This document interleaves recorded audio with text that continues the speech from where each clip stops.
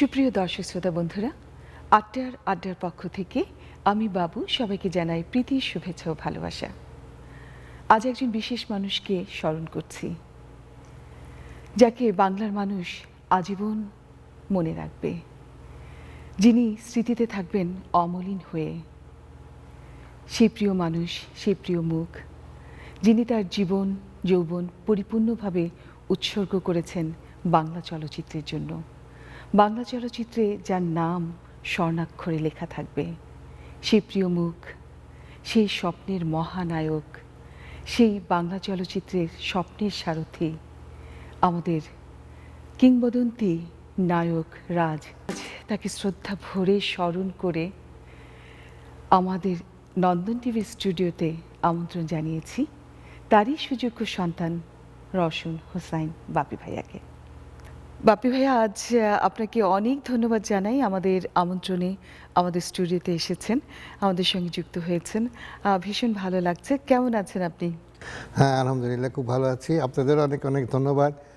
নন্দন টিভিকে স্পেশালি অনেক ধন্যবাদ যে আমাকে এখানে আজকে আমন্ত্রণ করার জন্য এবং সুযোগ করে দেওয়ার জন্য, আব্বার নামে কিছু বলার জন্য আজকে যে সুযোগ পেয়েছি, এটার জন্য আপনাদের কাছে অনেক অনেক কৃতজ্ঞ এবং আমি সবাইকে অনেক ধন্যবাদ জানাচ্ছি। আজ আপনার কাছে অনেক আপনার আব্বার কথা শুনবো, আপনার ফ্যামিলির কথা শুনবো, আপনার কথা শুনবো।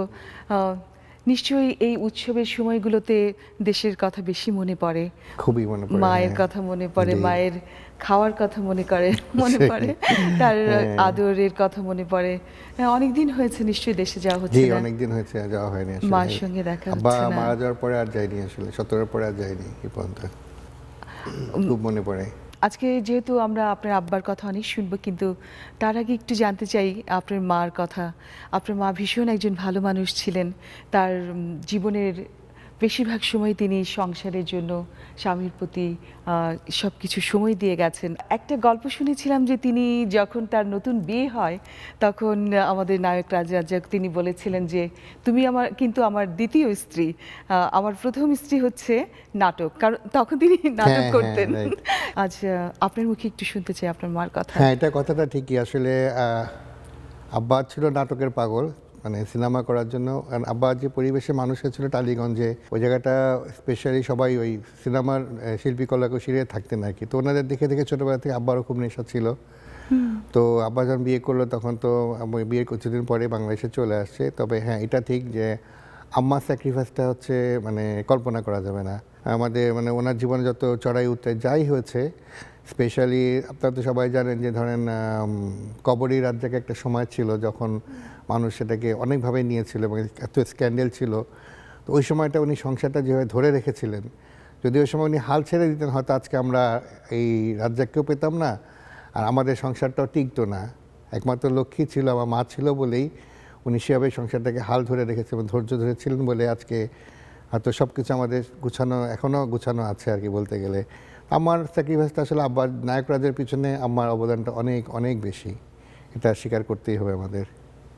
একদম যোগ্য নামটাও দিয়েছিলেন আমাদের, নামটাও তিনি দিয়েছিলেন জি, লক্ষ্মী, এবং ঠিক তেমনই তার সুন্দর করে সংসারটা গুছিয়ে রেখেছিলেন। তো বাবাকে দেখে দেখে আপনার কি কখনো ইচ্ছে হতো না যে আপনিও এই অভিনয়ের জগতে আসেন, অভিনয় করেন? ইচ্ছা তো ছিল, অবশ্যই ইচ্ছা ছিল, কিন্তু ওই আমি আবার ওই মানে ইন্টারমিডিয়েট পর থেকে ব্যবসার দিকে বেশি ঝুঁকে যাই আর কি। তো এই সময় বাপ্পা ছিল, বাপ্পাতে অলরেডি তখন সিনেমায় নেমে গেল। তো ও ছিল, পরবর্তীতে আমি ব্যবসা নিয়ে এত ব্যস্ত হয়ে গেলাম যে আমি আর সময় দিতে পারতাম না। বাট আব্বার সাথে থাকতাম, প্রোডাকশানে যেতাম, সিনেমার শুটিংয়ের সময় যেতাম, স্ক্রিপ্ট রাইটিংয়ের সময় থাকতাম, গান রেকর্ডিংয়ের সময় থাকতাম, ওভারঅল থাকতাম, প্রোডাকশন হাউস দেখতাম। তো ছিলাম, সব কিছুতে জড়িত ছিলাম, বাট ক্যামেরার সামনে কখনো আসিনি আর কি। কি লজ্জা লাগতো নাকি? লজ্জা না, আসলে সুযোগও পাইনি, সেরকম সময় ছিল না আমার। আচ্ছা, তো যার জন্য আসতে পারিনি। তার জন্য পরে আমি ব্যবসাতে পুরোপুরি আমি নিজে ইনভলভ হয়ে গেলাম। তো আমার পরবর্তীতে আমার ছোটো ভাই আসলো, সম্রাট আসলো, সেও ভালো করেছে। বাপ্পা তো আছে, আপনারা সবাই চিনেন। আমি আর আসলে আশা হয়নি এরকমভাবে। আচ্ছা বাপ্পি ভাই, আপনি তো অভিনয় করেননি, কিন্তু না। আপনার যে দুই ভাই ছিলেন জি। তারা কিন্তু দুইটা ছবি করেছিলেন শুনেছিলাম। হ্যাঁ, দুইটা না, অনেকগুলো ছবি করেছে। আমার বড় ভাই বাপ্পা, তো বাপ্পার আজকে তো সবাই চিনেন, ও শুরু চাপাডাঙ্গার বৌদি ছবির মাধ্যমে, এবং পরবর্তীতে সে অনেকগুলো ছবি করেছে, ভালো ভালো ছবি করেছিল। আর আমার ইদানিং গত মানে আমার পরে আমার ছোটো ভাই যে আছে সম্রাট, সেও অনেক ভালো ছবি করে এবং সেও হিরো, আচ্ছা, ভালো করে ছবি করছিল। এখনো করছে তারা? এখনো করছে, হ্যাঁ, সে এখনো বাহ। কন্টিনিউ করছে আর কি। ও, ভালোই, মানে ওরাই মোটামুটি এখনো ওই আমাদের প্রোডাকশন লাইনটা ধরে রেখেছে, ধরে রেখেছে। সিনেমা লাইনটা। বাহ, ভালো লাগলো। অ্যাটলিস্ট বাবার কিছু জি, কাজ জি, করে কিছু যাচ্ছেন করে তারা। যাচ্ছে, হ্যাঁ, চেষ্টা করছে আর কি। এবং আপনিও করবেন ভবিষ্যতে, হ্যাঁ, দেখা যাক, প্রোডাকশনে যাবেন। সময় তো আছে, দেখা যাক করা যায় কিনা। একটা জিনিস কিন্তু খুব লক্ষ্য করতাম এবং যেটা খুব সবাই দেখতাম, আমরা মনে করতাম, সবসময় দেখতাম রাজলক্ষ্মী। জি।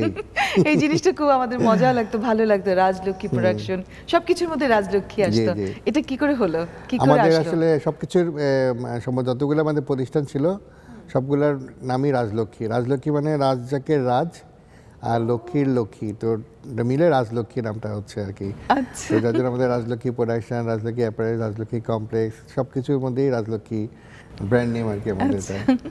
দারুণ এই জিনিসটা। খুব ভালো লাগলো এই জিনিসটা, মানে মজার। আব্বা আম্মার নাম মিলে রাজলক্ষ্মীটা হচ্ছে আর কি। আপনার আব্বা আমাদের কিংবদন্তির নায়ক রাজ রাজ্জাক, তার কথা বলতে গেলে মনে হয় তিনি কি অসাধারণ একজন মানুষ ছিলেন। তার ভিতরে এত বিনয় ছিল, এত বড় একজন অভিনেতা, কিন্তু তিনি কখনোই সেই গর্বটা করেননি। সবসময় মানুষকে তিনি বলে যেতেন যে একজন শিল্পীর উচিত সবসময় দিয়ে যাওয়া, বিলিয়ে দেওয়া মানুষের মাঝে, বিনয়ী হওয়া, নিজেকে শো আপ করা না, নিজেকে উপরে তুলে ধরা না শুধুমাত্র। তার এই জিনিসটা এত ভালো লাগতো। সেই অভিনেতা বাবা আর আপনার নিজস্ব বাবা, সংসারের বাবা, এই দুটার মধ্যে আপনি কি তফাৎ খুঁজে পেতেন?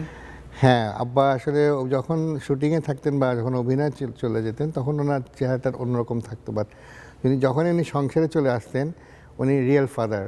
ওনার মধ্যে তখন শাসনের ভাবটা থাকতো, আদরের ভাবটা থাকতো। মানে ওনাকে দেখলে আমরা 10 হাত দূরে থাকতাম সবসময় ভয়ে। ভয় পেতেন? খুবই ভয় পেতাম, কারণ ওনার শাসনটা খুব কড়া ছিল, খুবই কড়া ছিল। স্পেশালি আমাদের ভাই বোনদের জন্য উনি খুব কেয়ার করতেন। তো যার জন্য কোনো রকম দুষ্টামি বেশি করলে অনেক সময় বকা দিতেন, অনেক সময় অনেক বেশি করতেন। তো যার জন্য আমরা আসলে ডিরেলড হওয়ার চান্সও পাইনি খুব একটা। তো যার জন্য উনি হয় কি ওই সিনেমার জগৎটা উনি কোনো সময় বাসায় নিয়ে আসতেন না। বাসায় আসলে টোটালি উনি বাসার মধ্যে ওনার মধ্যে ধর্মকর্ম নিয়ে থাকতেন, নামাজ কালাম পড়তেন। তারপর ধরেন ওনার বই পড়া খুব ভালো শখ ছিল ওনার। সারাক্ষণ দেখতাম বই পড়তো, যখন অবসর থাকতো খুব বই পড়তেন উনি, স্পেশালি টোবেলগুলা। আর আপনার ধর্মীয় বই কিছু পড়তেন, নামাজ পড়তেন, মসজিদে গিয়ে নামাজ পড়তেন সবসময়। তো যার জন্য ওনার থেকে আমরা ওই জিনিসটা শিখি। ওনার একটাই কথা ছিল যে দেখো, যে ধর্মেরই হোক, যদি তোমার ধর্মটা ঠিকমতো পালন করো তাহলে কিন্তু বাসার মধ্যে কোনো সময় ইনডিসিপ্লিন জিনিসটা আসবে না, ডিসিপ্লিন জিনিসটা সবসময় থাকবে ফ্যামিলির মধ্যে। এটা সবারই মানা উচিত। তো ওটাই আমরা ফলো করতে পারি, যার জন্য ওনার গাইডেন্সটা আসলে আমাদের জন্য খুব বড় ছিল আসলে। আমরা যার জন্য অনেকটা ইচ্ছা করলে অনেক কিছু করতে পারিনি জীবনে। অথচ উনি যে আসলে পড়াশোনা করতেন, এত তার কথায়, চলনে বলনে এত একটা ক্লাসিক ভাব আমি মানে খুব কম নায়কের মাঝে দেখেছেন। এটা আসলে ওনার একটা আমরা মাঝে মাঝে নিজেরা আশ্চর্য হয়ে যেতাম যে সব ব্যাপারে যে কোনো ওনাকে মানে যে কোনো জায়গায় গিয়ে যে কোনো সিচুয়েশনে ছেড়ে দিব উনি কিন্তু অ্যাডজাস্ট করে নিতে পারতেন। হ্যাঁ, আর স্পেশালি ওনার যে মানে কথা বলার যে স্টাইলগুলো, ওনার মধ্যে বিনয় জিনিসটা অনেক বেশি ছিল। ওনার সাথে বিভিন্ন জায়গায় গিয়েছি, তো মানে অনেক দর্শক আছে, ওনার সাথে ছবি তুলতে চায় বা ওনার উনি কিন্তু কাউকে ফিরিয়ে দিতেন না, কোনো সময় ফিরিয়ে দিতেন না যে না আমি এখন ছবি তুলবো না, আমার টাইম নেই। সবসময় দেখতাম যে সবাইকে উনি সময়টা দিতেন, স্পেশালি দর্শক যারা ভক্তদের উনি খুব পছন্দ করতেন। সুপ্রিয় দর্শক, নিচ্ছি ছোট্ট একটি বিরতি, সঙ্গেই থাকুন।